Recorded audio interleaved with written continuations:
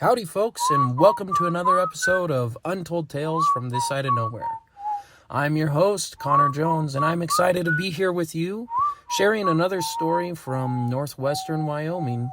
It's a great day to live in the Cowboy State, and if you live somewhere else, don't worry, you can still visit.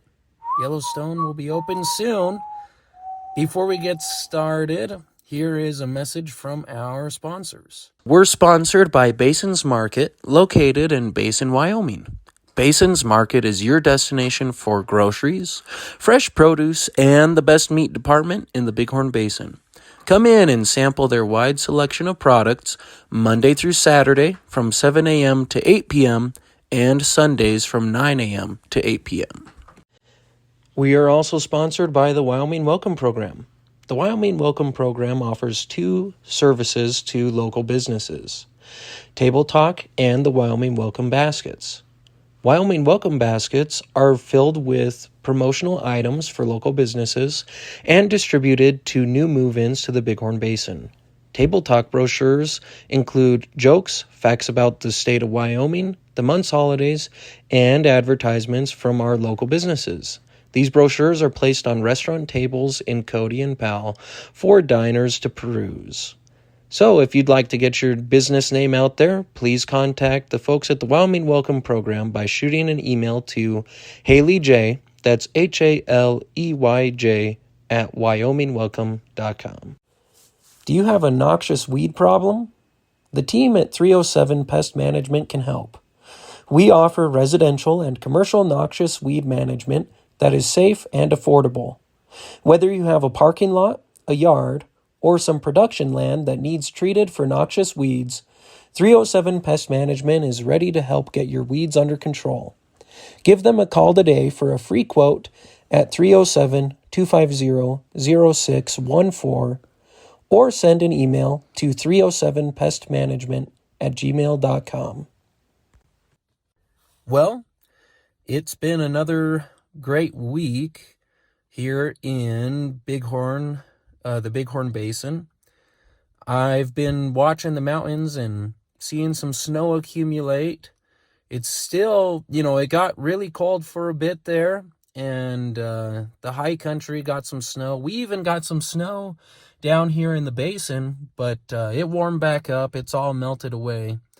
And track season is right around the corner. Here in a couple weeks, we'll be doing some track, and I'm sure it will get cold then. So if you're worried about winter weather, don't worry. When track season comes, we're sure to get some more snow. So, but no, it is giving me some spring fever. We should be starting our indoor garden starts here soon, and I'll be doing that right after I finish my wife's latest project, and it's my project too. We're excited. We're going to put shiplap in our dining room on the ceiling. If you've ever done shiplap before, added it over an old popcorn ceiling, I'd be happy to receive any pointers or hear your experience. You can email me at untoldtalesthepodcast@gmail.com, and I'll happily take any advice that you can offer. So far, it's been going well. I've got furring strips up, and we did purchase the shiplap already, so just have to extend my ceiling fans and a couple air vents, and we should be good to go. But yeah, I'm open to suggestions if you have any advice. This project has made me think of other projects that I've done, and not all of them are related to construction. I processed my own elk in the garage here at my place last fall, and it reminded me of something that we used to do as a family when I was growing up, and that was processing our game together. So this episode is called Tyson Has Nothing on Us. Here goes. If your family's like mine, then you probably process your own wild game. In fact, if your family is like mine, you may be finding out right now, as you're listening to this, that you don't have to be the one who processes your wild game. As a kid, I thought everyone cut up their own deer. One day at school, a friend of mine, whose dad was a big game hunter, mentioned that his dad was dropping off his mountain goat at the processing plant, and I was taken aback. "What's a processing plant?" I asked. My friend looked at me like I had just asked who George Washington was. "It's where you get your game cut up, Sherlock," he replied. "You know, they put it in the white packages and make sausage and all that." Actually, I didn't know. It was unfathomable to me that anyone would do anything different with their deer, elk, cows, or chickens than what we did. In the fall, everyone from the Jones clan would go out and harvest, or attempt to harvest, in my case, their game. After shooting a deer or an elk, the hunter would gut it, tag it, and haul it to the white shop at Grandma and Grandpa Jones's house. I'm not sure why all the butchering took place at Grandma and Grandpa Jones's house, but that's how it was done.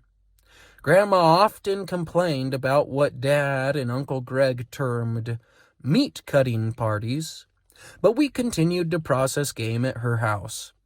I have a suspicion Grandma's daughters-in-law had made it clear their dining room tables would not be the site of wild game processing, and since Dad and Uncle Greg grew up processing all their game in Grandma and Grandpa's dining room, they continued to do it at their house. It may be one of the truest examples of being grandfathered in to something. When we called these family processing sessions meat-cutting parties, it wasn't necessarily just in jest. We usually processed game on a weeknight, and from November to January, when the nights were so long, it was nice to get together for a few hours with our cousins. We would meet at Grandma and Grandpa's around 5 or 6 to get things rolling. Mom, Aunt Janet, and Aunt Molly would get everything set out, while the men worked on skinning whatever we were cutting up that night. The women would set out cutting boards, an eclectic collection of knives and wrapping materials. At the table, we could fit 6 people with their boards pretty comfortably, and Grandma had a card table we would set up to accommodate a couple more butchers. The adults usually got the best knives, which I didn't mind as much when I was younger. Before I turned 8, in fact, I would have been happy to cut meat with any knife, because at that young age, I wasn't even allowed to help with the cutting. The little kids were reduced to throwing out the bones so the dogs could chew on them, or hauling packages of meat to the freezer. Usually, we just played with our cousins, which was fine by me. In the fall, when the weather was a little better, Fred and I would join our siblings and cousins playing outside while the adults worked. Since my sisters and girl cousins utterly refused to participate in the actual cutting of the butchering, it was too gross. We usually had a pretty good group to play at our favorite games. The Fox and the Hunters, Kick the Can, and Run Sheepy Run. If you're unfamiliar with any of these games, then you probably grew up somewhere with a lot more concrete and video games. To play the Fox and the Hunter, we would establish a base, usually Grandma's trampoline, and divide into 2 teams. There were foxes and there were hunters. The hunters would spread out to defend the base, and the foxes would run and hide around the house and yard. The goal was for the foxes to successfully touch the base without getting tagged by a hunter. After counting to 30 seconds, the hunters would call for the foxes to make their move. 29, 30, come on, foxes, you'll never reach the base alive, Candace cackled one crisp November evening. Fred and I peered around the burn barrels where we were hiding at the end of Grandma and Grandpa's garden. In the failing evening light, we could make out the trampoline with its blue pad.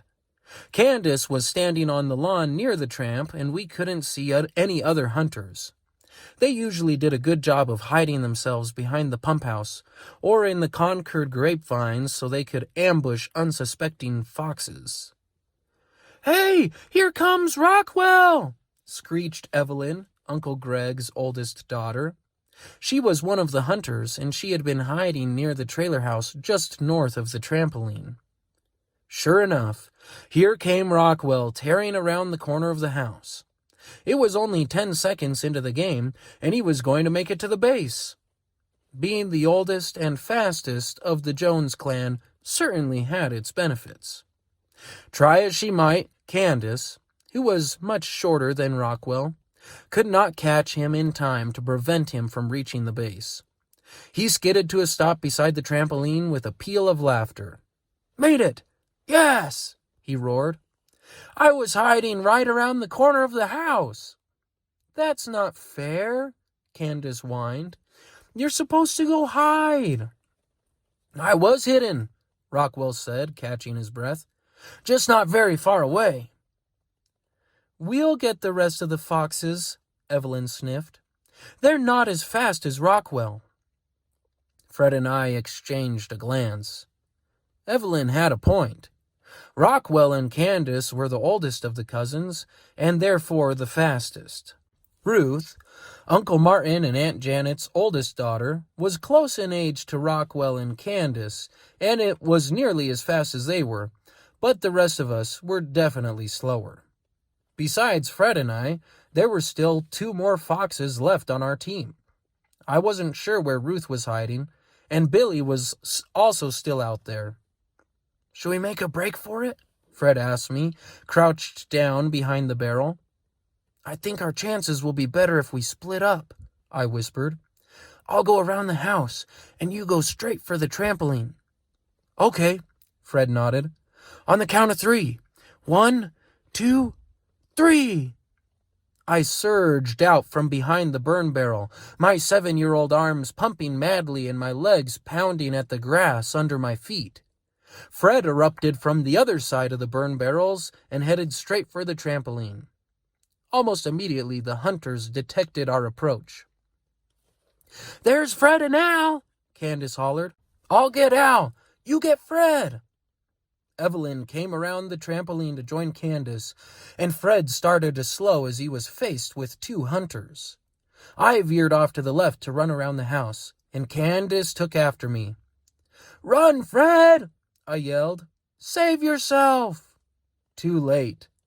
Out of the corner of my eye, I glimpsed Evelyn tagging Fred before he could even cross the sidewalk that crossed the yard in front of the trampoline. Evelyn was just too fast. But I had my own problems.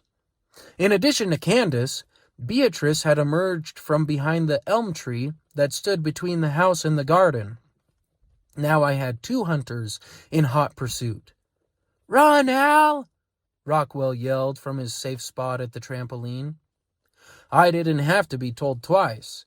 Kicking it into the next gear, I sped down the sidewalk that led out to the driveway and turned the corner to go behind the house. The white metal siding was a blur as I skidded around the corner. My breath came in ragged gasps as I sprinted for all I was worth. Apparently, all I was worth wasn't enough, because I could hear Candace gaining on me. "No," I gasped, nearly to the end of the house. "If I could just turn the last corner, I might have a chance." Turns out I didn't. As I rounded the last corner, a hand shot out from behind the lilac bush near the bedroom window and slapped my shoulder. "Gotcha!" It was my cousin Nick. I had almost forgotten he was a hunter too. He had waited patiently for me to run right into his trap. "Darn it!" I spat, my hands on my knees as I tried to catch my breath. Ahead of me, cheering and cries of defeat suddenly erupted. I looked up to see Ruth standing by the trampoline, high-fiving Rockwell. At least my capture hadn't been for nothing. While Fred and I distracted the hunters, Ruth had managed to slip through their defenses and make it to the base. "All right," Candace said to Ruth and Rockwell. "You 2 are the hunters for the next round." Just then, Mom's voice drifted across the yard. "Come on in. We need some meat packers." "Coming, Mom," Candace hollered. Back inside, the kitchen and dining room had been converted into a high-volume meat plant. Tyson had nothing on us. Like I said, when we were younger, the adults did the cutting, and us kids did the packing. Some people use vacuum sealers for their meat, but we were a little more economical. We placed the bits and pieces that would be ground up at the end of the meat cutting season in bread sacks we had accumulated over the past month for the purpose of storing burger chunks. We wrapped steaks, roasts, and stew meat in several layers of plastic that came from a huge roll Mom bought through Allison's pantry. Now, I didn't know that butcher paper was a thing until I was quite a bit older because we didn't have any. Instead, Uncle Martin saved old charts and misprints from work to wrap the meat. He worked for the Bentonite Company in reclamation, and the maps they printed covered huge sheets of paper. These were ideal for meat wrapping, and we put hundreds of yards of the stuff to good use over the years. As time went on, the older cousins and my siblings were pressed into service, and soon Fred and I and our cousins Nick and Jim were the ones next in line to join in on the cutting. We, of course, thought we should be allowed to wield knives at age 7, but we were forced to wait until we were 8. It was at age 8 when Fred and I received our first pocket knives, and we were just hankering to cut up some meat with them. I think all the adults conspired to make sure we didn't get our own knives sooner than that, because across the 3 families, all of us boys received pocket knives at about the same time. The first night of meat cutting after receiving our knives, I asked Mom, "Hey, now that Fred and I have our own knives, do we get to help with the cutting?" Mom cast a wary look my way. I drew myself up to my full 8-year-old height and tried to look as responsible as possible. I'm sure I was very convincing. Mom heaved a sigh and said, "I guess." "Yay!" Fred and I cheered. At long last, we were allowed to do the fun part. It didn't take very long to realize just how much fun we were getting into. It's amazing how when you're young, you think the adults are just having the time of their lives doing adult things, cutting up firewood, cooking, driving heavy equipment, and cutting meat. Then you get old enough to help do all those things too, and you realize what you were missing out on. Personally, I actually do enjoy all the adult things I waited so long to do, but what I've discovered is that under the right circumstances and after enough time, anything that was fun at one point in time can become a chore. Unsurprisingly, that can happen with processing wild game. The first night of our induction into the family meat packaging business, we were cutting up a doe and a buck my Uncle Greg and his son Rockwell had shot. I was so excited I could hardly keep my knife closed and kept flicking it open in anticipation of getting to use it for real work. I had already applied the knife to all the usual things for which a boy uses his first knife, of course. I had whittled down enough sticks to make a pile of shavings that would rival a haystack in size. I had played stretch with Fred and all my cousins, and I had practiced flicking the knife open 6,482 times, so it would be ready at a moment's notice. Oh, and no first knife is really broken in until a boy has cut himself with it. Out of a desire to do things right, and no carelessness of my own, I had already sliced one of my fingers open. All that the knife needed to be a truly well-rounded first knife was to cut up some meat. The final step for the first knife, losing it, would come later. "Al, can you please stop flicking that thing open? You're going to hurt somebody," Dad said as he tugged at the hide of the doe. Skinning deer is hard work, and Dad was putting all his weight into his efforts. Uncle Greg was working on the buck and nearly had it skinned. Both animals were hanging by their rear legs from the rafters of the shop, and our breath rose in clouds around us in the chilly air. The rafters creaked as Dad gripped the hide in his left hand and applied his right forearm to the underside of the deerskin. With a grunt, he forced the hide downward and pulled it away from the carcass. Beside me, Fred flicked his knife open. I heard my cousin Jim, who was the same age as Fred and I, doing the same with his knife. We could hardly wait for those deer to get skinned and brought in for processing. "Son of a gun," Uncle Greg grunted. I don't know if the freezing temperatures had anything to do with how hard it was to skin the deer that night, but I wouldn't be surprised if it did. Dad finally finished pulling the hide from the doe and cut it off, then positioned a cloth on his shoulder. "Hey, dude, you want to unhook this one?" Dad asked Uncle Greg. "Sure," Uncle Greg replied, and straightened up from where he had just finished with the buck. "I guess we'll do the doe first," he said. Dad put his shoulder under the doe and wrapped his arms around it in a bear hug. With the carcass on his shoulder, the game hanger swung up, and Uncle Greg unhooked the hind legs from the triangle of metal. "I'll get the door," Fred said excitedly. He swung the shop door open, and a parade of boys and Uncle Greg followed him to the house. Inside, he flopped the deer down on the table.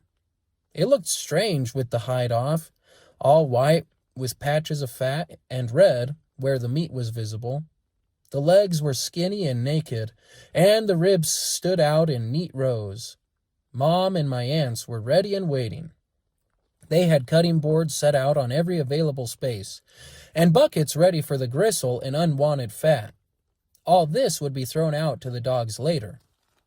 As Uncle Greg and Dad set to work quartering the deer and removing the back straps, Al, Jim, and I could hardly contain our excitement. "Can I have a cutting board, please?" I asked Mom, flicking my knife open.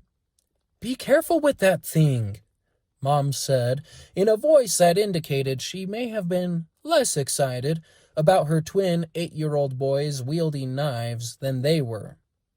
"We need to sanitize it before you cut any meat. Heaven knows where that thing has been."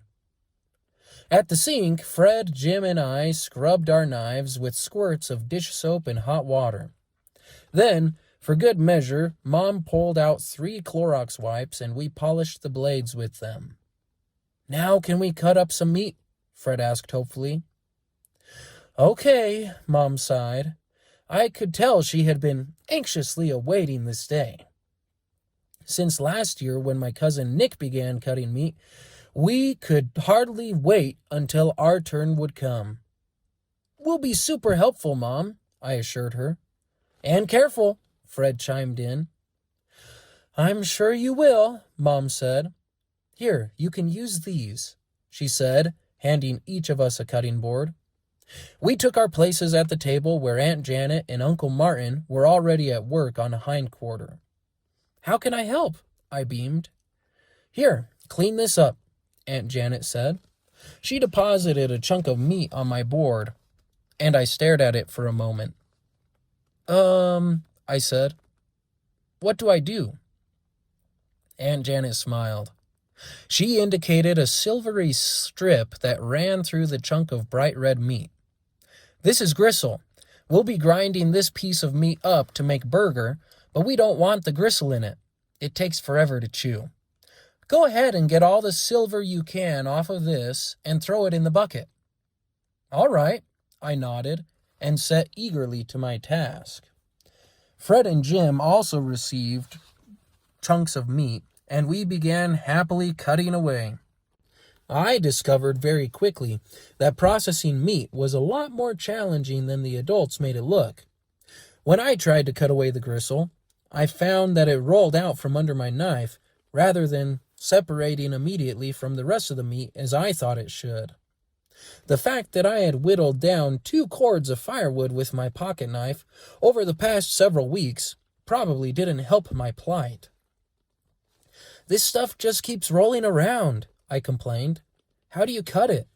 I looked over to where Aunt Janet was deftly gripping the end of her piece of meat and sliding her knife easily along the edge. She lifted away the silvery strip of sinew and deposited it into the scrap bucket with a flick of her wrist. "If you hold one end and start more in the middle, it helps," she offered. I tried the suggested approach and was rewarded with some success. Beside me, Fred was doing his best, but met with results that were similar to mine. "Let me see your knife real quick," Aunt Janet said, holding out her hand. She said, running her thumb over the blade. "This is pretty dull. It might help if you sharpen it." "Okay," I said excitedly. "How do I sharpen it?" "We have a sharpener over there," she said, pointing toward the kitchen. "Make sure you wash your knife and wipe it with a Clorox wipe before you put it in the sharpener," Mom warned. Again to the sink. Fred and I washed our knives and disinfected them, then raced to get to the sharpener. I'm sure the adults were very pleased to have 3 boys moving so quickly with open knives in the confines of Grandma's little kitchen. "Here, I'll show you how to use it," Mom said. She took my knife and the sharpener and demonstrated how to hold the sharpener in your left hand and pull the knife through the little sharpening notch with your right. Each pull of the sharpener made a swishing, scraping noise as the knife slid through. "Okay, let me try," I said, holding out my hand. Mom deposited the sharpener in my hand and gingerly bestowed the knife upon me again. "Stand back so you don't get cut," she told Jim and Fred, steering them back a step from me. I probably would have been hurt by her lack of confidence in my abilities, if I wasn't so focused on the task at hand. I gripped the sharpener in one hand and the knife in my other. Carefully, I inserted it into the slot and then pulled it through. Scritch, scritch, scritch. "Cool," I said. "Let me try," Fred insisted. Before long, our knives were razor sharp. Mom kept encouraging us to keep sharpening, and every time I approached Dad to see if my knife was ready to keep cutting meat, he would run his finger over the blade. I don't know. I would give it a few more pulls," he mused, then handed the knife back. I stood and waited while Fred worked on his knife, and then Jim. Both of them approached their parents to get an assessment of their knife's sharpness and received similar instructions. Looking back, I wonder if the adults were less concerned with the condition of our knives than they were with delaying our re-entry into the meat-cutting process. Either way, by the time we had each sharpened our knives for the 10th time, the dough had been cut up and the buck was underway. Finally, Dad relented and declared my knife fit for use, and I went back to the laborious chore of cleaning hamburger meat. The better cuts of meat were reserved for the adults. Uncle Greg butterflied the tenderloin, and Mom and Aunt Janet busied themselves with the roasts on the front quarters. Aunt Molly, Uncle Greg's wife, began wrapping in the kitchen with the girls. Us boys carved away at gristly chunks of whatever wouldn't be labeled steak or roast. At first, it really was a lot of fun, but after an hour or so, our enthusiasm waned. Processing game was a laborious, dirty task. "Mom, when are we going to be done?" I asked as I sawed away at yet another piece of gristle-filled meat. "When we get done," Mom replied. Typical Mom answer. After that, I viewed game processing with less excitement, but it was still a great opportunity to spend time together as a family. We bonded by working together, and I still look back fondly on those meat-cutting parties. Now, as I butcher my own wild game in my garage, since my wife won't let me do it in the house, I remember those days fondly. And when Al Jr. asks, "Dad, can I cut up some meat?" I reply, "Just you wait, buddy. When you get your first knife, you can help cut up all the meat you want." Well, there you go. Tyson has nothing on us. That was a fun time. Did a lot of meat cutting, and we processed everything. I mean, elk, deer, we butchered chickens together, Plucking chickens is one of my least favorite chores, by the way. And we also, on one memorable occasion, butchered one of Uncle Randall's rams. And let me tell you, butchering a ram is not very fun. And the wool stinks because those things are so musky. And I don't know. It was an older sheep and lots of fat, pretty tough to cut. So if you're a butcher, then you probably just, you fly through these things. It takes a little more time when you're an amateur like myself, but it's still good, and it saves quite a bit of money, right? So if you cut up your own wild game, then I'd like to hear about it. Maybe you have some tricks or tips. Be sure to send me an email, or you can comment on this post when it drops on Facebook. As always, it's been a lot of fun sharing this episode with you, and I look forward to many more. This has been another episode of Untold Tales from This Side of Nowhere, where we work twice as hard for half as much, and still find time for the important things, like fishing. See you next time, folks.